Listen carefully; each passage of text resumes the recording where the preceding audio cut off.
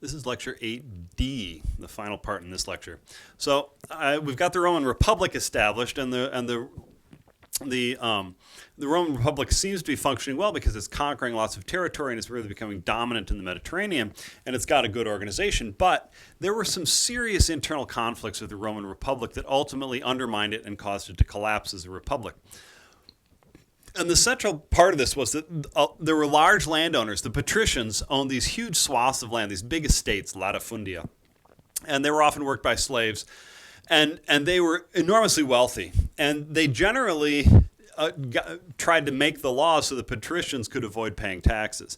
Now, then there's a lot of small farmers, plebeians, who just have a small bit of land and they work it themselves with their family or whatever.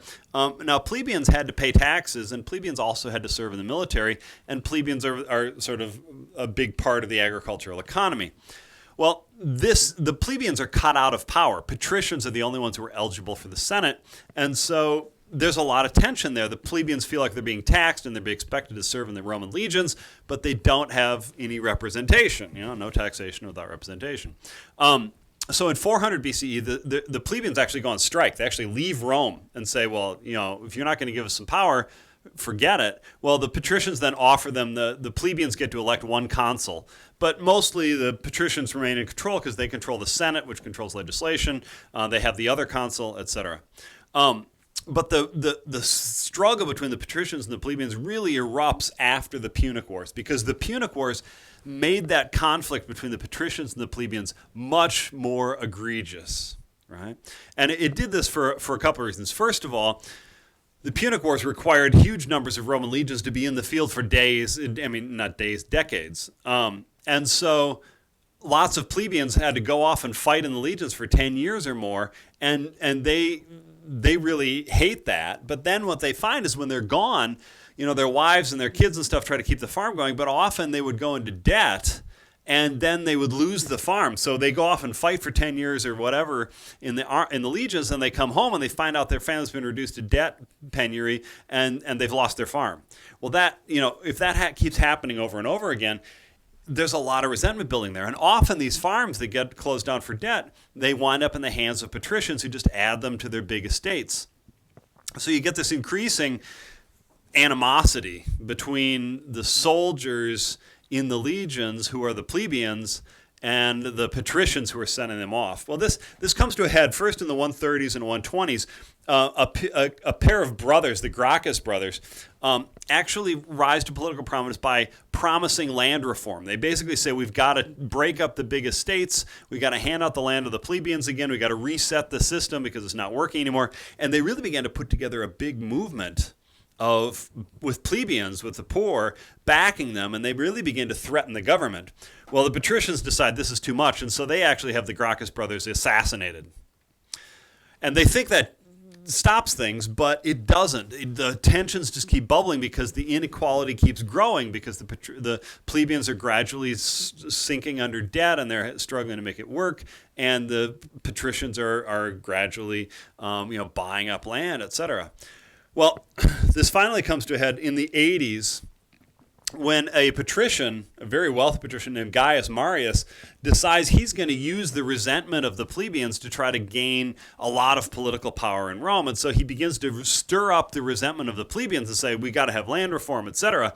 Now, this guy's like a multi-millionaire, but he puts together this huge movement of plebeians and demands land reform, etc. And he actually seizes control of the government.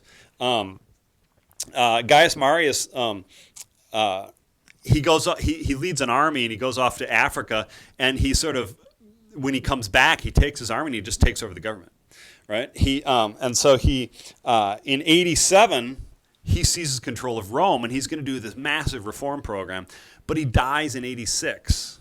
Right? So he doesn't actually get to do his reform program. Well, Gaius Marius scared the heck out of the patricians, right? The other patricians, because Gaius Marius was a patrician himself.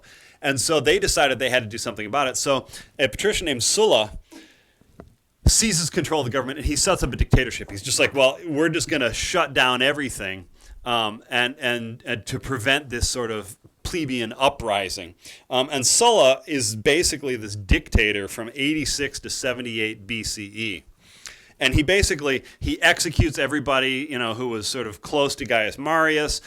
He puts down the plebeian revolts pretty brutally, and he basically just enforces a really rigid, strict order. And everybody thinks that controls things, right? They think Sulla destroyed the plebeian land reform movement, but in the 40s, one of Gaius Marius's nephews, a guy named Julius Caesar, he had actually been leading an army off in Greece when putting down a rebellion when Sulla was killing off all of the Gaius Marius supporters. So Caesar survived, and then Caesar goes off and he becomes a general leading a big campaign in Gaul, which is modern-day northern France, and into Germany, and he conquers big swaths of territory. So he becomes a sort of a hero because he's this great general who's conquering all this stuff. But Caesar was also a great politician in the sense that he's got enormous wealth because he's from the Gaius family, and so he uses his wealth to try to build popularity with the poor.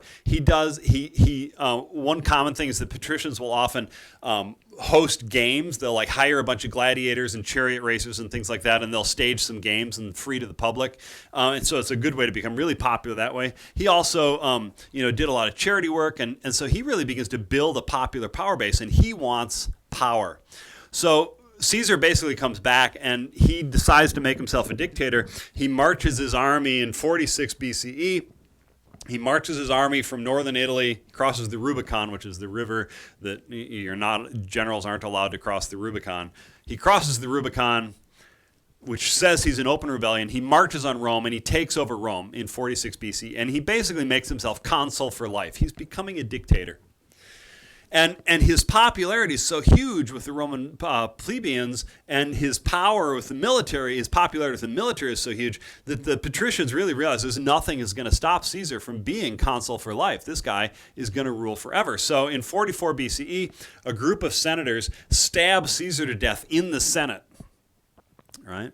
And they kill him. Well, this sets off basically a civil war because there's a group of senators who had organized the assassination of Caesar who now want to take power because they want to sort of put things back the way they were. But Caesar has a lot of followers, and in particular, a group of 3 of Caesar's closest friends, Lepidus, Antony, and Octavian, put together what's called a triumvirate. They band together, and they basically go to war with the support of the people who had killed Caesar. And they basically destroy everybody who killed Caesar, and they take over Rome. But then the 3 of them get into a fight themselves, and it turns into war between the 3 of them. And Lepidus gets knocked off. Mark Antony goes to Egypt and falls in love with Cleopatra, who is the queen of Egypt under the Ptolemaic Empire. And Egypt becomes his power base. And Octavian, who is actually Caesar's adopted nephew, Octavian puts together an army, and he goes to Egypt and he destroys Cleopatra's and Mark Antony's army. Mark Antony commits suicide, and Cleopatra gets ousted. She commits suicide also. And Octavian basically is the sole person with all the power in Rome at this point. Now, Rome is technically still a republic, and Octavian doesn't, on the surface, he doesn't change that. He basically, he has a whole bunch, he's in the Senate, and he's consul sometimes he's not consul, and Rome keeps operating as a republic. But in fact, Octavian is so popular with the military, and he is so wealthy. He basically takes Egypt for himself. He owned Egypt. He was one of the most wealthy men in the history of the world, if you account for inflation and things like that. He's so wealthy and so powerful, and he's so popular with the population, and he's so popular with the military that he doesn't need to have an official title to really dominate the Roman Republic. He's basically the most powerful man in the Roman Republic. Everybody knows it. Nobody's going to stand up to him. And he has the power to get rid of anybody who does try to stand up to him. So basically, from 31 BCE to 14 CE, or 45 years there, Octavian is the ruler of the Roman Republic. Nobody can challenge his power. Now, he never takes the official title of emperor, but he's basically the emperor, right? And the Roman Republic bestows a title on him. They call him Augustus, Caesar Augustus. which is, just means the celebrated Caesar. And when Octavian dies then, or when Augustus dies then, Rome basically for 45 years, they've basically had an emperor, and they just can't imagine going back to the old Roman Republic. So they just choose an emperor, and Rome becomes an empire then. And I'll talk more about that in a later lecture, but right now I want to focus on the fact that one of the central tensions here in the Roman Empire is this increasing tension between small farmers and the wealthy landowners. And I'm going to come back to that and talk about that in the Han Dynasty in the discussion for Friday. But for right now, that's the end of Lecture 8.